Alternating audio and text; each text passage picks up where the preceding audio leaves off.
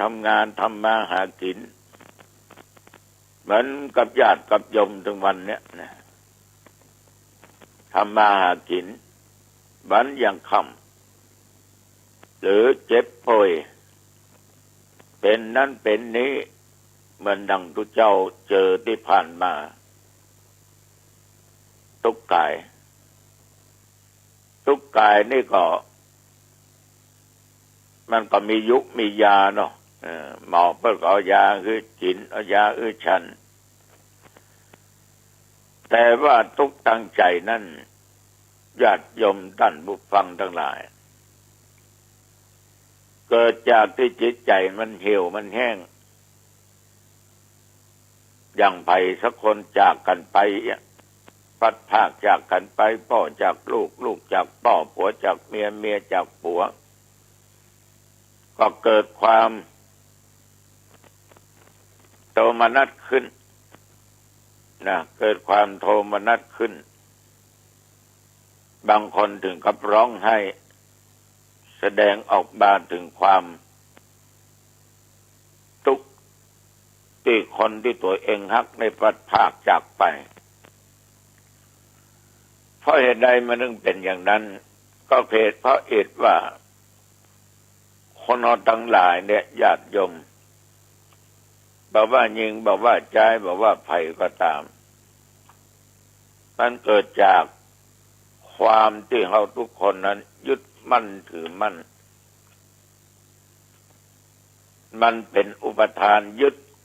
ในตัวบุคคลนั้นบุคคลนี้โดยไปคิดว่ามันเป็นเรื่องของกูมันเป็นเรื่องของกูฉะนั้นทุกคนจะคิดอย่างนี้มีความยึดมั่นอย่างนี้เมื่อภัยพัดพรากไปจากไปก็ต้องร้องไห้แต่แล้วเขาจะมาสรุปว่าความทุกข์กายก็ดีทุกข์ใจก็ดีจะเกิดจากอันยังก็ตามถ้าเขาปลงวางได้หมดมันก็บ่ทุกข์เมื่อวันสองวันที่ผ่านมานี้อาตมาภาพคือโยมหมอเขามาเจาะเลือดที่วัดเวลา6 โมงเช้าโยมหมอที่ทำงานอยู่โรงพยาบาลเพิ่นก็มาด้วยเมตตาธรรมบริการให้อย่างดีเจาะเอาเลือดวัดดูเกล็ดน้ำตาลธรรมาภาพโอ้อีน้องน้ำหวานนั้นก็อยู่สูงพอสมควรมี147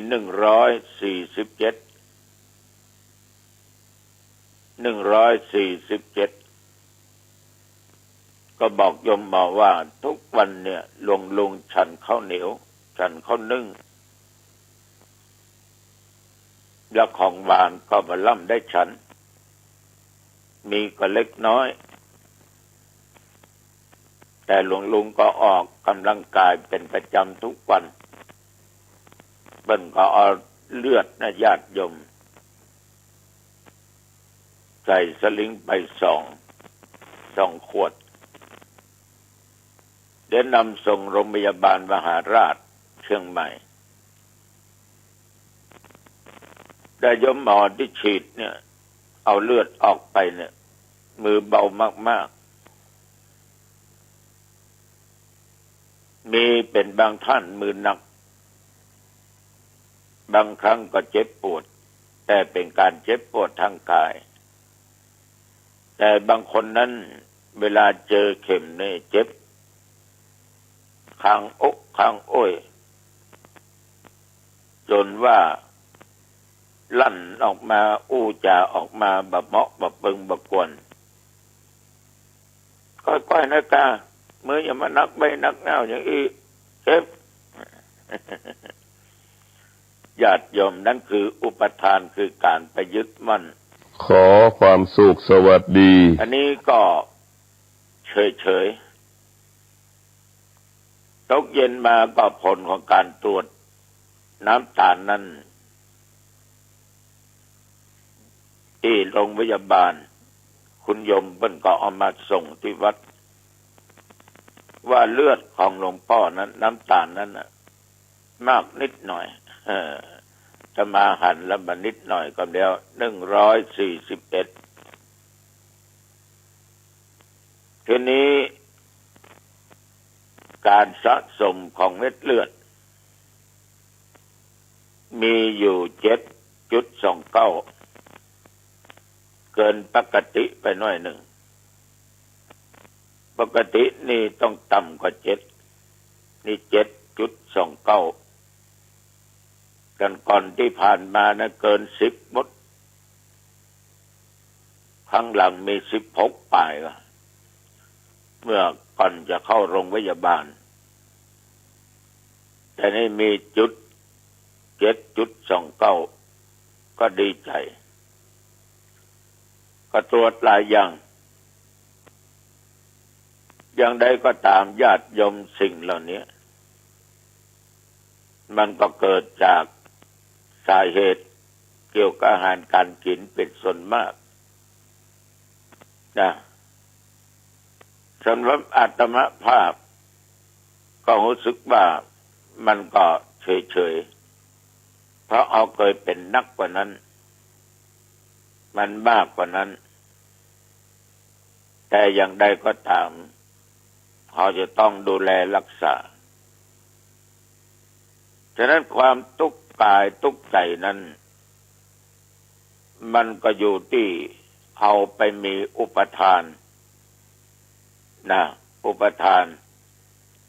มันจึงเป็นตัวทุกข์เขาเรียกกันว่าอุปทานขันธ์คือการเข้าไปยึดถือเรื่องขันธ์ว่าเป็นตัวเป็นตนรูปเวทนาสัญญาสังขารวิญญาณญาติโยมทั้งหลายถ้าเรามานึกถึงเรื่องความเกิดความแก่ความเจ็บและความตายความลำไรลำพันธ์ความพัดพรากจากของรักของชอบในการต้องการสิ่งใดมาสมหวังอยู่ร่วมกับสังคมที่มาชอบมันก็เป็นทุกข์ถึงหมดนี้ก็คือไปยึดเอาเรื่องของขันธ์ห้าเป็นตัวฉันเป็นตัวมึงเป็นตัวกูยึดถือรูปเป็นตัวของฉันนั่นเป็นรูปเป็นตัวของมึงยึดถือเวทนาไปยึดถือตัวสัญญายึดถือสังขารและยึดถือวิญญาณว่าเป็นของตัวดังนี้เป็นต้นญาติโยมท่านผู้ฟังแต่ความยึดมั่นเป็นอุปทานนั่นน่ะทุกสิ่งทุกอย่างมันก็จะเกิดทุกข์มันจะเป็นทุกข์ทั้งกายจะเป็นทุกข์ทั้งใจก็ตามญาติโยมเหมือนกับบางคนต้องปัดพรากจากพ่อจากแม่จากผัวจากเมียลูกเต้าจากของที่ตัวฮักด้วยความยึดมั่นบางคนแสดงออกมาถึงการต้องร้องไห้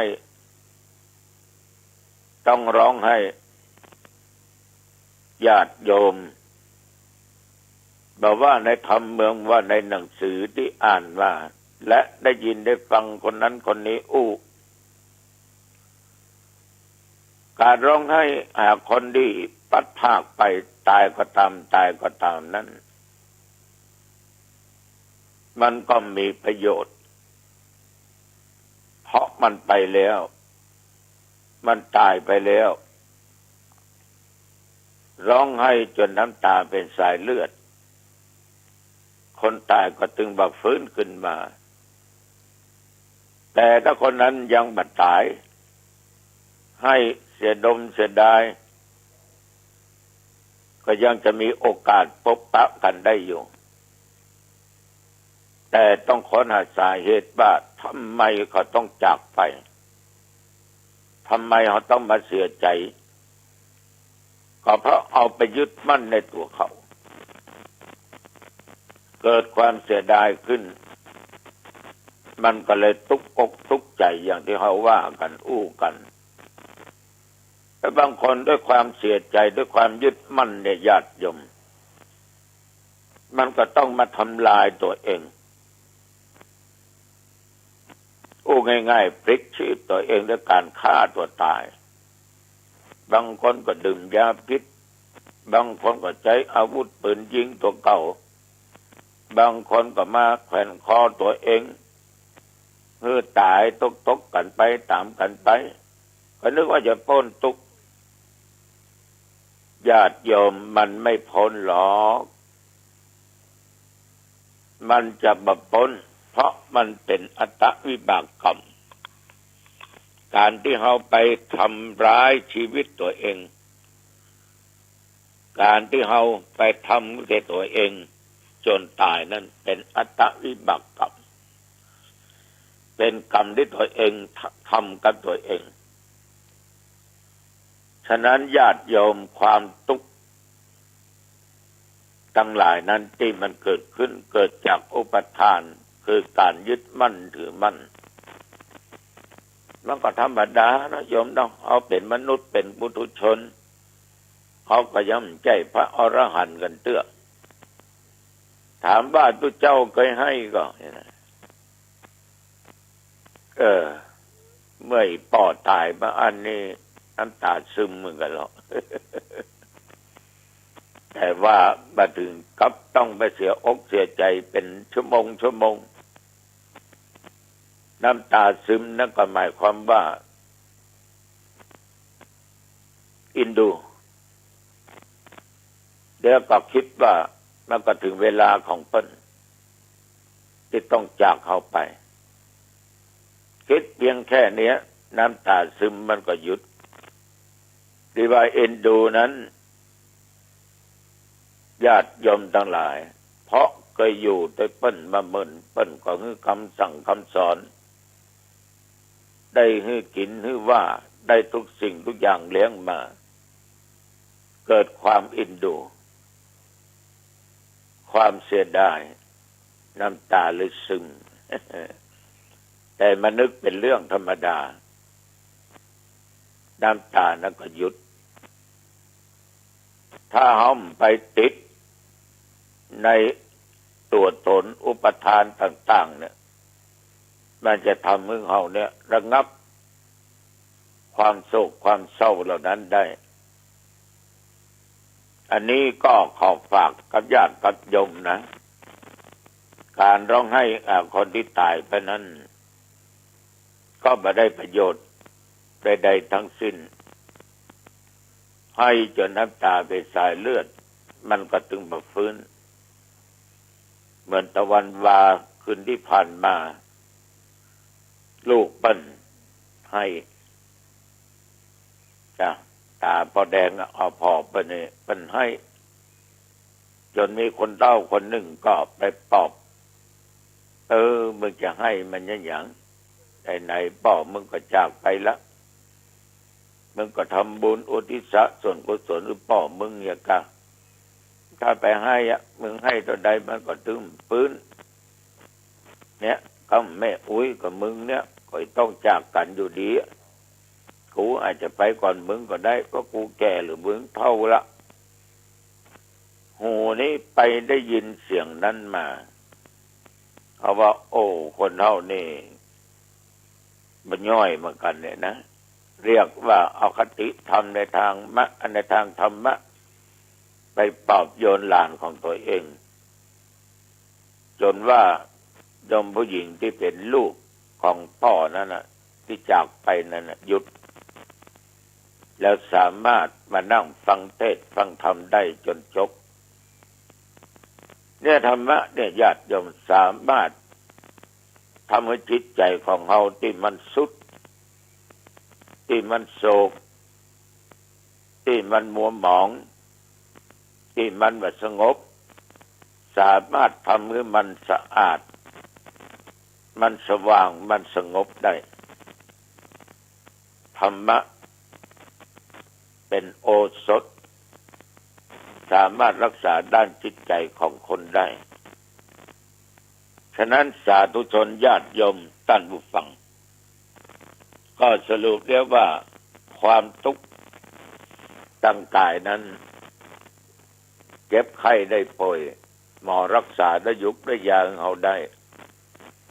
แต่ความทุกข์ที่เกิดขึ้นทางด้านจิตใจนั้นสิ่งที่เยียวยาเขาได้นั่นก็คือศีลและธรรมศีลกับธรรมนี่สามารถที่จะรักษาความทุกข์อย่างต่างๆที่เกิดในทางด้านจิตใจของเขานั้นเพื่อมันบรรเทาและหายไปได้นี่ก็ขอฝากไปกับญาติกับโยมอีกประการหนึ่งญาติโยมเมื่อผ่านมาตะวานี่ก็เช่นเดียวกันก็มีคนเนี่ยกุลีกุจอเข้ามาหาถามว่าโยมมีธุระอะไรอย่างหลวงพ่อน้ำมนต์มีก่อขี้เต้าได้บรรจุยุบเทียนนั้นมีก่อเขาก็ถามว่าไปอย่างไม่ได้ป้อผมนอนลงยาพวกนั้นจะเอาไปทำยาโอ้เอาไปแง่งใหญ่ป้อเนี่ยได้กินได้ดื่มโอ้ยมขี้เต้าขี้อย่างมันจะสกปรกก้าแต่ว่าหนองต้องมีเนอมาได้จุดธูปจุดเทียนกันเป็นกดสวิตช์ไฟฟ้าเอา บางคนก็สูบถูกกินทูบมาได้แพ้ก็เลยบอกว่าเน้นเอาน้ำมาให้1 ขวดก็เลยนั่งบริกรรมสวดมนต์เนี่ยพุทธมนต์ธรรมพุทธคุณธรรมคุณสังฆคุณคือโยมเนี่ยเมื่อตมาภาพปฏิเสธเพิ่นก็พอหน้าเพิ่นก็มีความทุกข์แต่เมื่อทำแล้วสาธยายมนต์ใส่ขวดน้ำให้เพิ่นก็มีความสุขดีอกดีใจฟังกราบเรียบร้อยหลวงพ่อครับผมลาแล้วครับห่วงอีพ่อญาติโยมความทุกข์นะมันทำให้สามารถทำอย่างได้ทุกสิ่งทุกอย่างเนี่ยอย่างใดจะให้พ่อหายคนนั้นบอกก็ทำอย่างนั้นคนนี้บอกก็ทำอย่างนี้มันก็ต้องดิ้นรนที่จะทำบางสิ่งบางอย่างในญาติโยมมันมาถึงตัวเขาก็ต้องหาวิธีแก้ไขช่วยกันไปเหมือนมัตวันวาเป็นต้นอันนี้ขอฝากกับญาติโยมเนอะเอาละวันนี้อันว่าเป็นเวลาพอสมควรอายุวันโนสุขขังพลังพบกันใหม่โอกาสหน้าเจริญพรธรรมานุสติสังฆานุสติขอปิติญาณสมาธิพระสมถกรรมฐานพระวิปัสสนากรรมฐานจงมาบังเกิด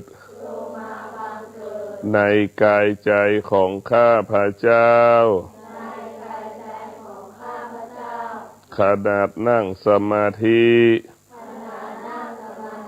เจริญจิตภาวนาให้กายและใจของข้าพเจ้าเกิดความสงบรู้แจ้งรู้จริงรู้ความจริงว่าเกิดเป็นทุกข์แก่เป็นทุกข์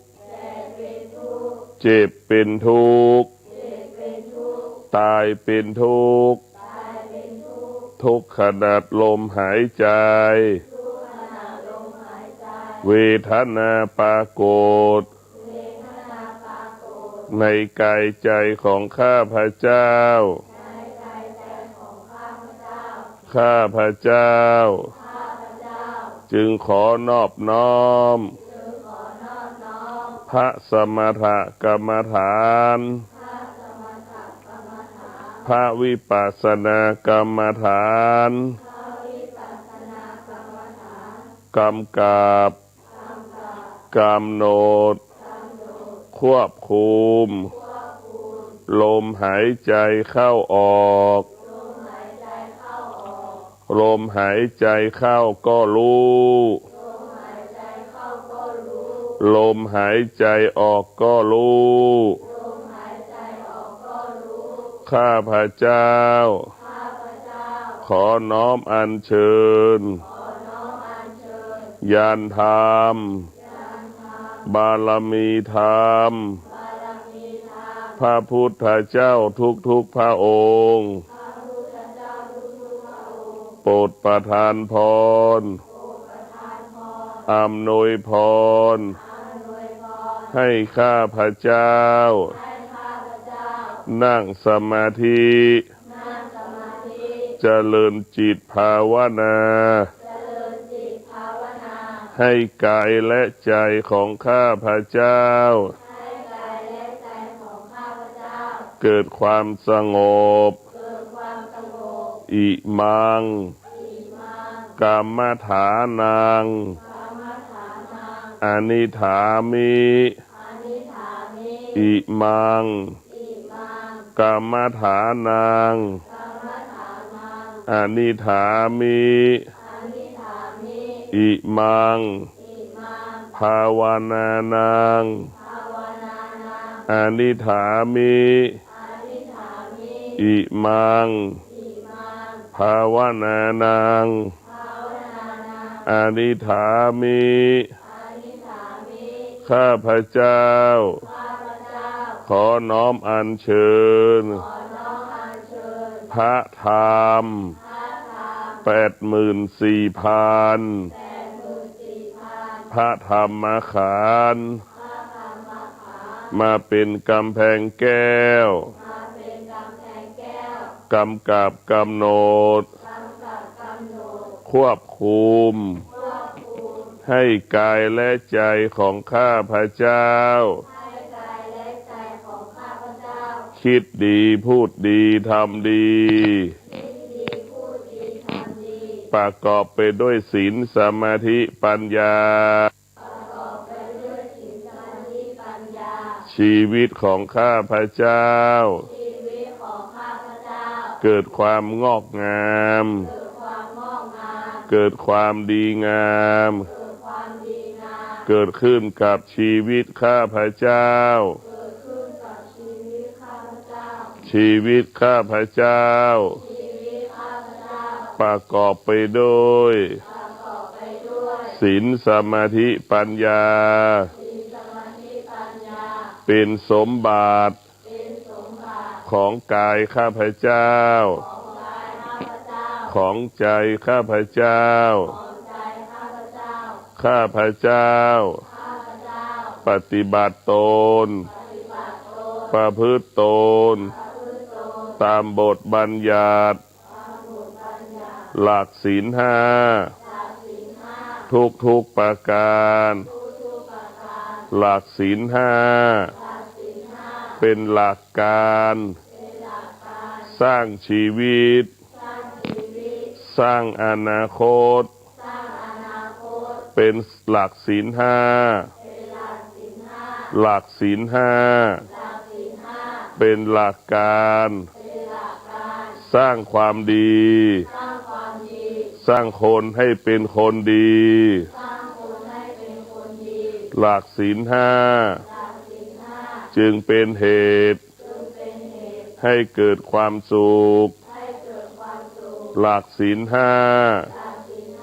จึงเป็นเหตุให้ชีวิตปลอดภัยชีวิตมั่นคงชีวิตเกิดความสงบได้โดยศีลสมาธิปัญญามีพุทธานุภาพระงับยุติความโลภความโกรธความหลงหมดสิ้นไปจากจิตใจต้องอาศัยพระสมถกรรมฐาน พระวิปัสสนากรรมฐานเป็นผู้กำจัดเป็นผู้ชำระเป็นผู้ล้างกิเลสทั้งหลายที่เกาะติดกินใจข้าพเจ้าต้องอาศัยพระวิปัสสนากรรมฐานชำระล้างให้กิเลสทั้งหลายความเศร้าหมองทั้งหลายความเบื่อหน่ายทั้งหลายหายไปจากชีวิตข้าพเจ้าด้วยพระวิปัสสนากรรมฐานอนิจจังปรากฏความเจ็บปวดปรากฏเวทนาปรากฏสิ่งเหล่านี้เกิดการเปลี่ยนแปลงสิ่งที่เปลี่ยนแปลงไม่ใช่ความจริงสิ่งที่ไม่เปลี่ยนแปลงเป็นความจริงสิ่งที่เปลี่ยนแปลงเรียกว่าธรรมชาติสิ่งที่ไม่เปลี่ยนแปลงเรียกว่าธรรมะธรรมะได้แก่ศีลสมาธิปัญญาข้าพเจ้าขอน้อมอัญเชิญพระธรรมมาสู่กายใจข้าพเจ้าขณะนั่งสมาธิให้กายใจข้าพเจ้าเกิดความสงบพัฒนามาเป็นพระวิปัสสนาพระวิปัสสนาให้ดวงจิตข้าพเจ้ารู้ความจริง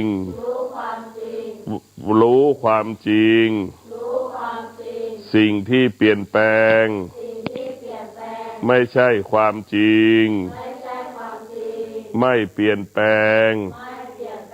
เรียกว่าธรรมะข้าพเจ้าขอมอบกายถวายชีวิตแด่พระสมถกรรมฐาน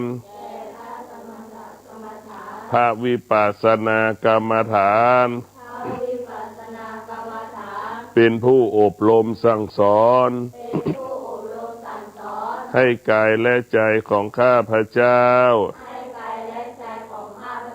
เกิดความสงบ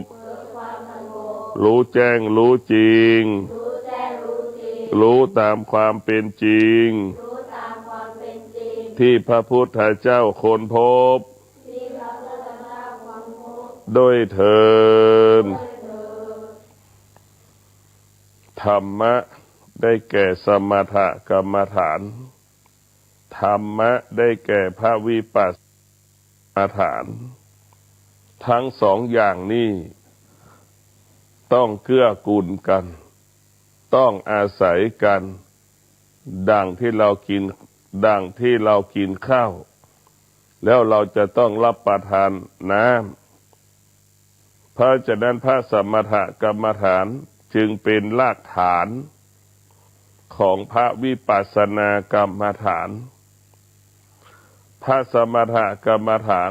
ก็เปรียบเสมือนรากฐานของโลกซึ่งมนุษย์โลกทุกคนมีความสงบเสมอเหมือนกันหมดความสงบของมวลมนุษย์โลกนั้นเป็นความสงบที่ประกอบไปด้วยทรัพย์สมบัติและปัจจัยสี่ เอาปัจจัยสี่มาเป็นเหตุให้เกิดคำว่าความสงบดังเช่นลูกต้องการโทรศัพท์พ่อแม่ไม่ให้เงินไปซื้อลูกก็สำแดงอาการพอลูกได้โทรศัพท์ลูกก็หยุดการสำแดงอาการ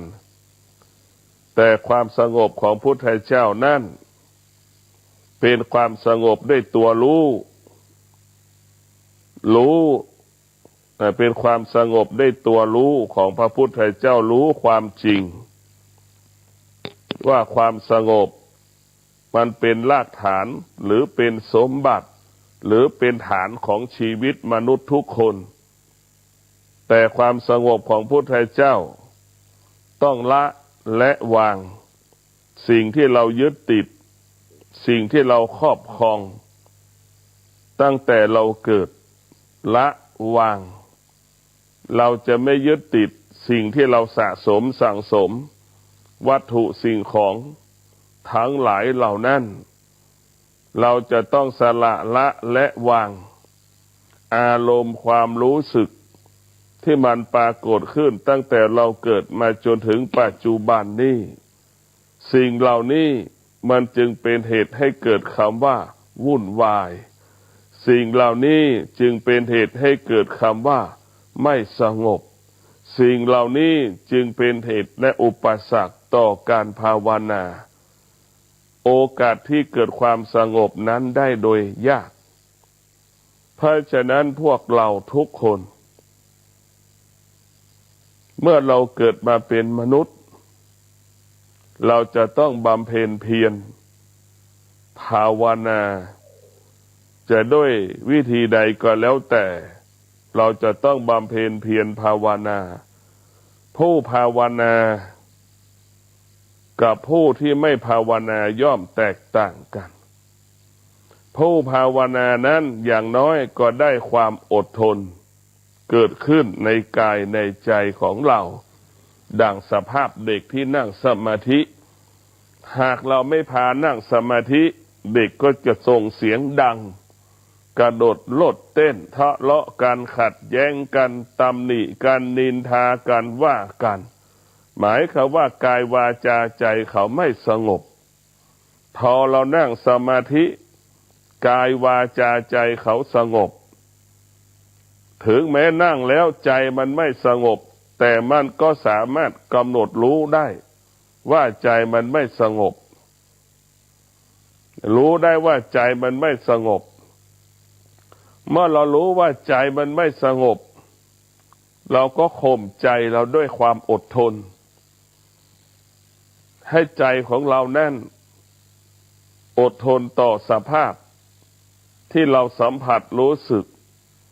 ว่าเบื่อหน่ายเซ็งสภาวะจิตที่มันเกิดอาการสารพัดอาการความรู้สึกที่มันปรากฏเพราะฉะนั้นการเจริญจิตภาวนาก็เป็นการพิจารณาเอาสิ่งที่ไม่เป็นประโยชน์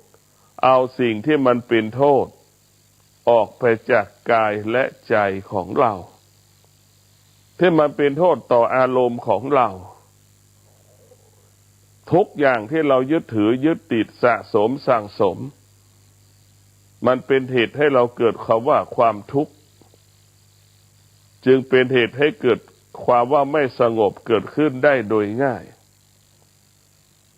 การภาวนาของเราจะต้องระงับต้องยุติอารมณ์ความรู้สึกที่เรารู้สึกอารมณ์ความรู้สึกที่เรารู้สึก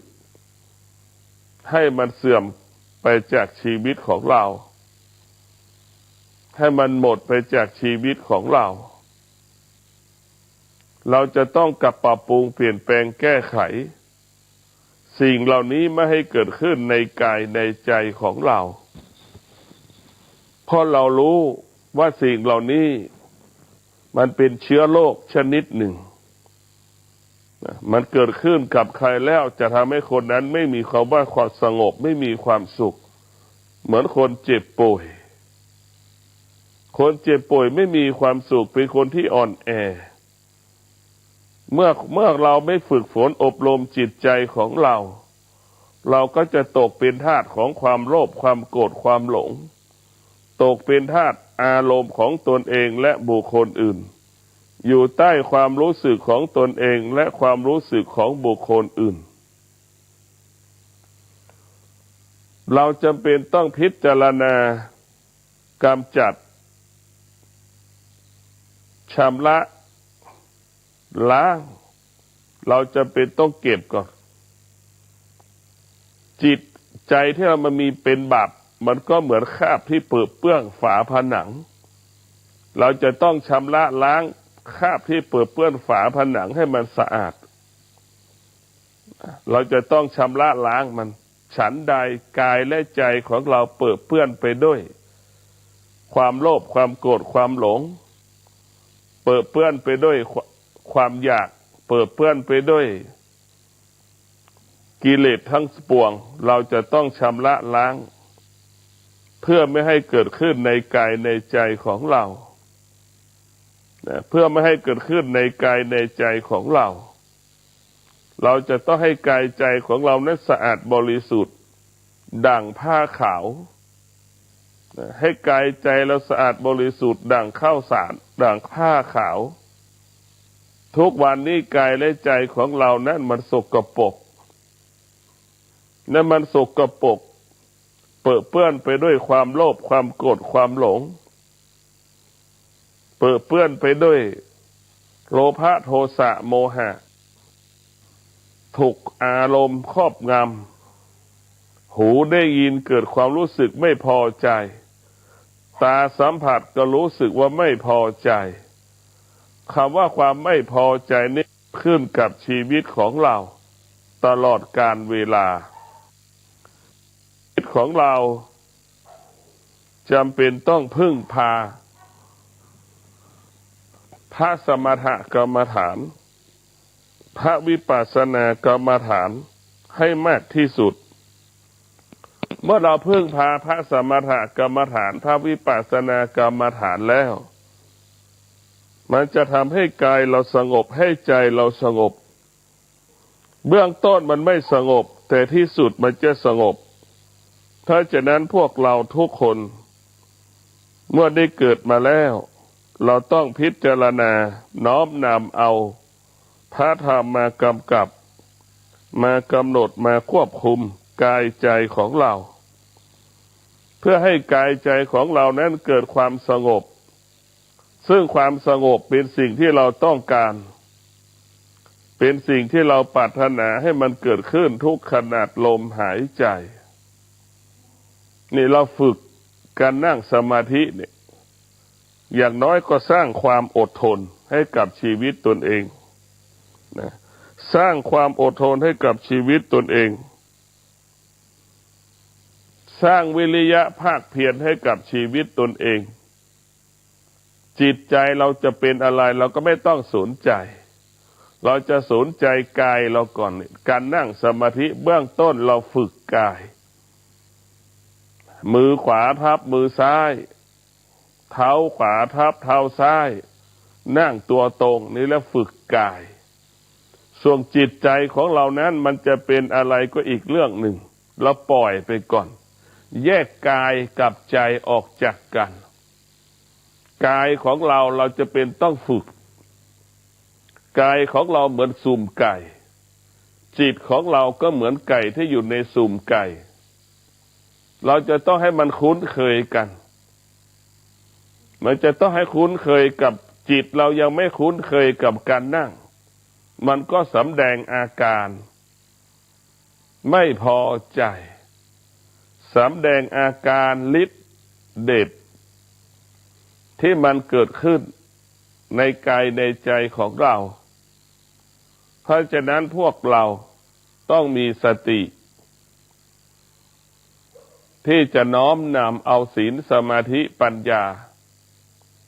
มาพัฒนาดวงจิตของเราใจของเราให้มันสัมผัสรู้สึกกับเขาว่าความสงบเมื่อเราภาวนาเมื่อไหร่ จิตเราสัมผัสกับความสงบ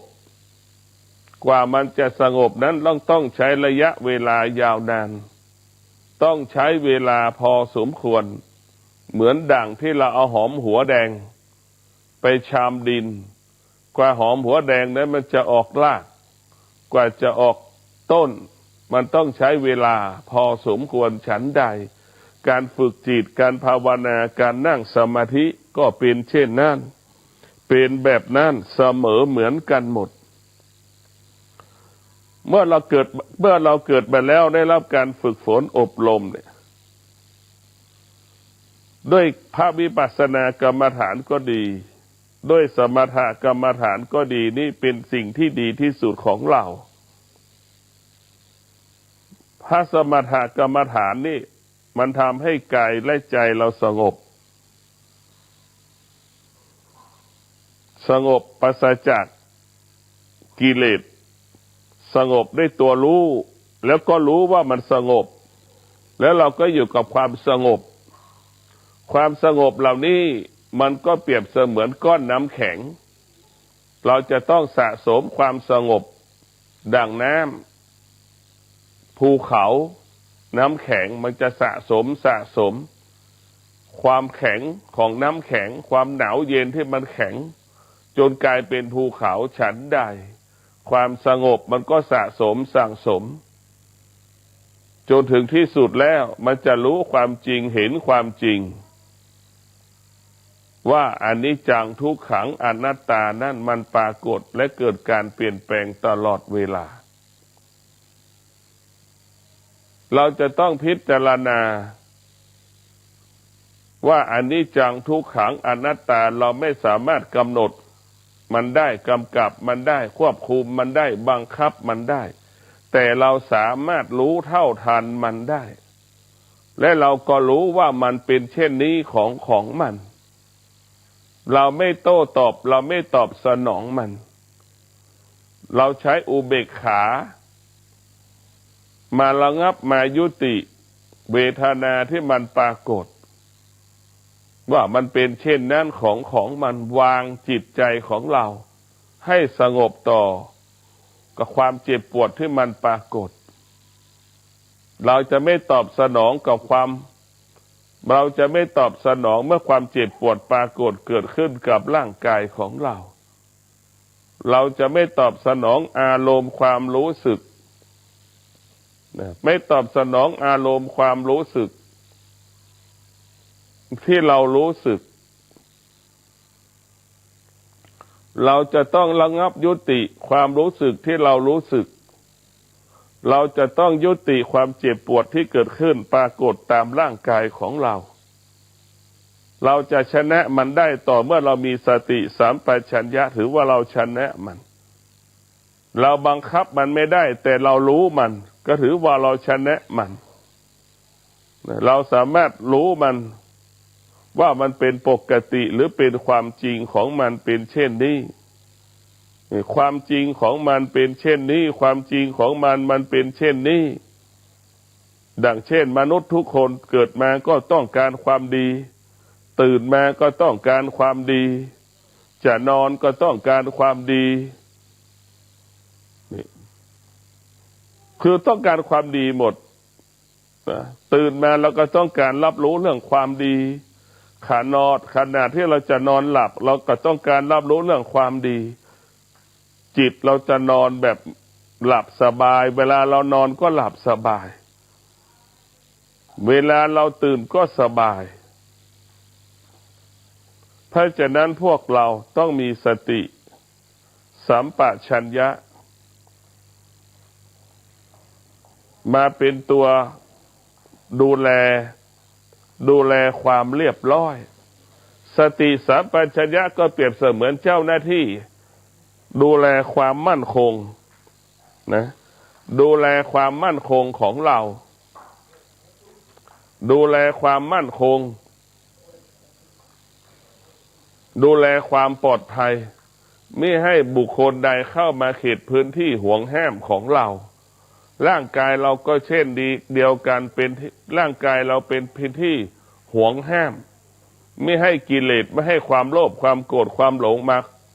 อาศัยอยู่ในร่างกายของเราร่างกายของเราจำเป็นต้องอาศัยสติสัมปชัญญะเป็นผู้รักษาสติสัมปชัญญะมันก็จะมอบให้กับศีลสมาธิปัญญาเป็นผู้รับผิดชอบเป็นผู้ดูแลและผู้รักษาต่อเพราะฉะนั้นพวกเราทุกคนสติสัมปชัญญะจะเป็นผู้รักษา จิตของเรารักษากายของเรารักษาใจของเราให้เกิดแต่คำว่าความสงบความสงบนี่แหละจึงเป็นเหตุให้เกิดคำว่าความดีที่เราสะสมสั่งสมไว้กับชีวิตของเราเมื่อเราเกิดมาได้รับรู้เรื่องความดีความจริงพ่อและแม่สอนให้เรารู้เรื่องความดีความจริงและเราก็รู้เรื่องความดีความจริงเช่นการเปลี่ยนแปลงเนี่ยมันเป็นความจริงของชีวิต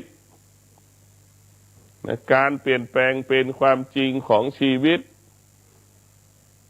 เราจะไม่ยึดถือเราจะไม่ยึดติดสิ่งที่เปลี่ยนแปลงนะเราจะไม่ยึดถือไม่ยึดติดสิ่งที่มันเปลี่ยนแปลงเราจะละเราจะวางสิ่งที่มันเปลี่ยนแปลงมิให้มันเกิดขึ้นในกายในใจของเรานะเราจะไม่ยึดติดยึดถือสิ่งที่สวัสดีครับท่านผู้ฟังที่เคารพการนำสาระที่เกี่ยวข้องกับการเทิดทูนสถาบันพระมหากษัตริย์วันนี้ผมกาเศษเพชรสำริดก็นำถ่ายทอดคำพ่อสอนประมวลพระบรมราโชวาทพระราชดำรัสเกี่ยวกับเศรษฐกิจพอเพียงก็ได้นำเสนอไปบ้างแล้วให้ท่านได้รับรู้รับทราบก็เป็นการนำข้อความเอกสารเป็นเสียงในคราวครั้งที่ผ่านมาได้นำเสนอต่อเนื่องกันมาถึงการที่จะทำงานให้ดีก็ต้องมีความร่าเริง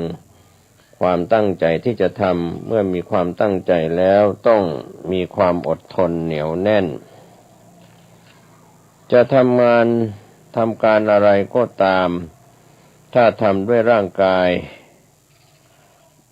ก็เมื่อยกายแต่ถ้าทำด้วยใจจะ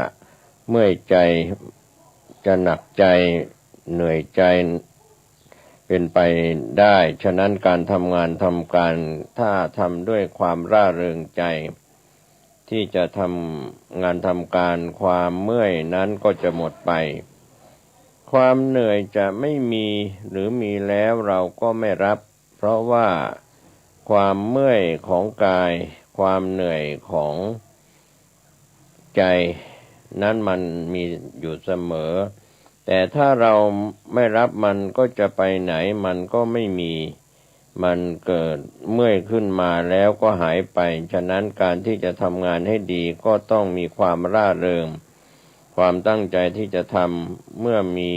ความตั้งใจแล้วต้องมีความอดทนเหนียวแน่น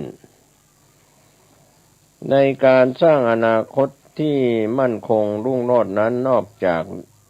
วิชาความรู้ที่เจนจัดแล้วบุคคล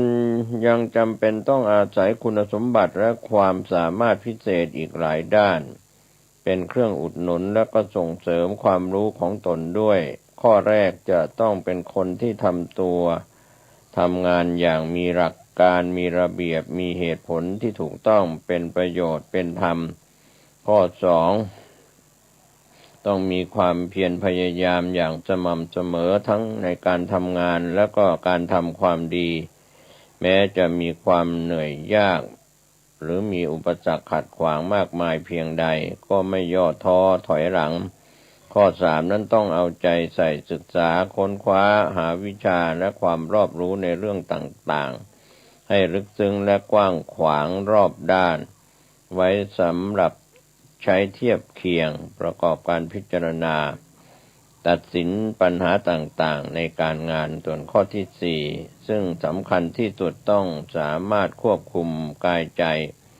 ค คือการกระทำความคิดของตนให้สงบหนักแน่นแน่วแน่